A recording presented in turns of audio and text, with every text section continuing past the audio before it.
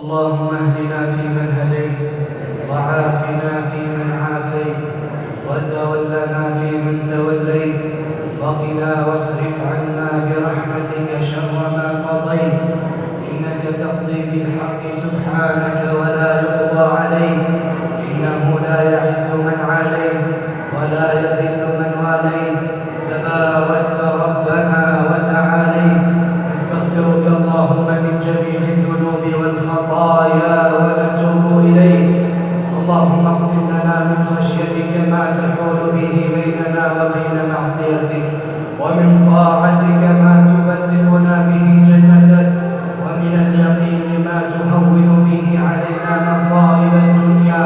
ومتعنا اللهم بأسماعنا وأبصارنا وقواتنا أبدا ما أبقيتنا، واجعله اللهم الوارث منا، واجعل ثأرنا على من ظلمنا، وانصرنا على من عادانا، ولا تجعل مصيبتنا في ديننا، ولا تجعل الدنيا أكبر همنا، ولا مبلغ علمنا، ولا إلى النار مصيرنا. واجعل اللهم الفردوس الأعلى هي دارنا وقرارنا برحمتك يا أرحم الراحمين.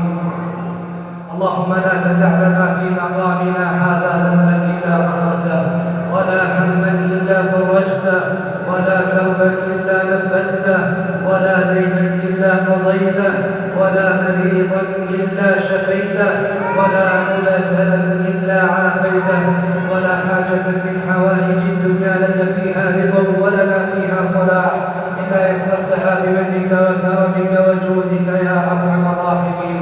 اللهم اغفر لنا ولوالدينا ولوالد والدينا ولمن له حق علينا، وللمسلمين والمسلمات الأحياء منهم والأموات. اللهم من كان من والدينا حيا فمتعه اللهم بالصحة والعافية، ومن كان منهم ميتا فتغمده اللهم بواسع رحمتك. اللهم إنا نسألك الجنة وما قرب إليها من قول أو عمل، ونعوذ بك من النار وما قرب إليها من قول أو عمل.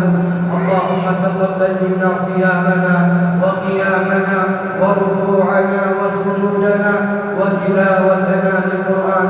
اللهم وأعتق رقابنا من النار، اللهم وأعتق رقابنا من النار. اللهم واجعلنا في هذا الشهر من المقبولين برحمتك يا أرحم الراحمين.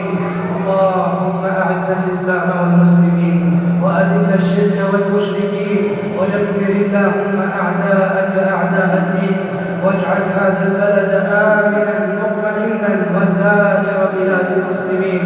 اللهم نج المستضعفين من المؤمنين، اللهم نج المستضعفين من المؤمنين في كل مكان. اللهم نج المستضعفين من المؤمنين في فلسطين وفي السودان وفي كل مكان يا أرحم الراحمين. اللهم كن لهم معينا وظهيرا ومؤيدا ونصيرا برحمتك يا أرحم الراحمين. اللهم إنك عفو تحب العفو فاعف عنا، اللهم إنك عفو تحب العفو فاعف عنا، اللهم إنك عفو تحب العفو فاعف عنا.